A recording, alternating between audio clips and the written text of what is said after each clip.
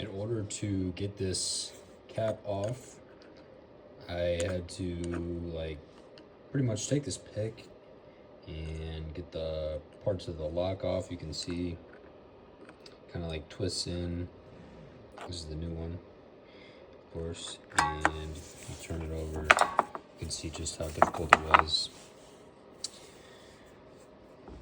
Basically took a pick and wedged it in and took a hammer and then hit the pick, and once I got the locks off,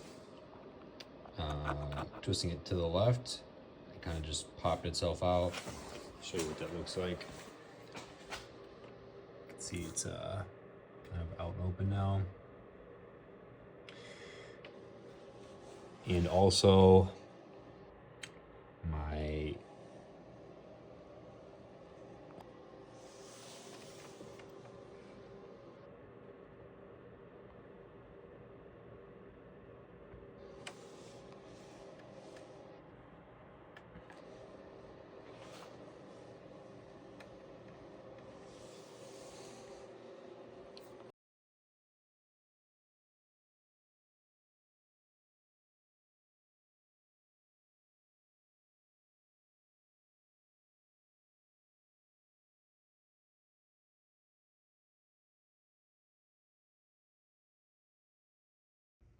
So we got the new part installed.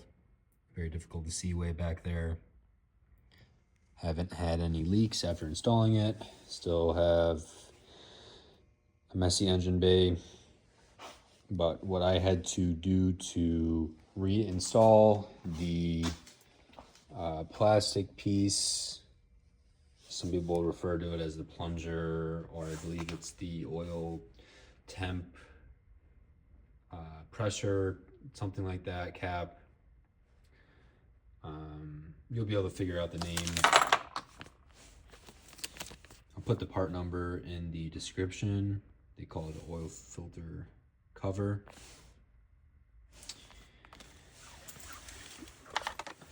Got some pliers like this, some very tiny pliers. And because I only took the thermostat housing, the belt, and I think just this pipe only off, incredibly tight, just like many other jobs have been on this car, something to expect. But essentially, you're gonna have to get it straight on, line it up, and turn it left. So that will be counterclockwise, and you'll get a click.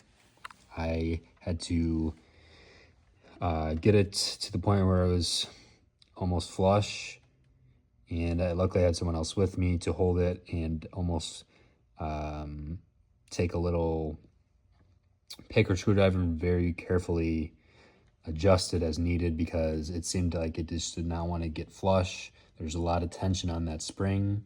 It may take you a while. You have to be patient. I had the cap shoot out on me a couple times. Luckily, I got it back. But this is just going to be a bit frustrating for some people because it's simple, but can take a while to get the cap back on.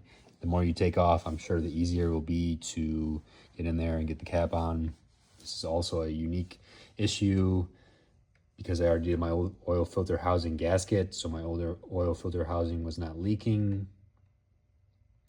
However, my car being higher mileage, things will go over time. Little plastic things like this. There's a rubber gasket over time that probably gets flat and of course allows leaks. But essentially, yeah, I got it back in, twisted it. You'll hear a click. There is another video out there that shows it better visually, and no leaks. I would probably not recommend doing the shortcut on your car. You could break the thermostat housing. You probably have to just plan on doing a possible whole thermostat job if you haven't done it. Definitely something to look out for. That's pretty much it for this video. Kind of a tough one to go over. I really would have shown me trying to get it in, but I struggled even just getting it in with no recording at all. Took me quite some time and patience, but it is possible. And look forward to seeing you on the next one.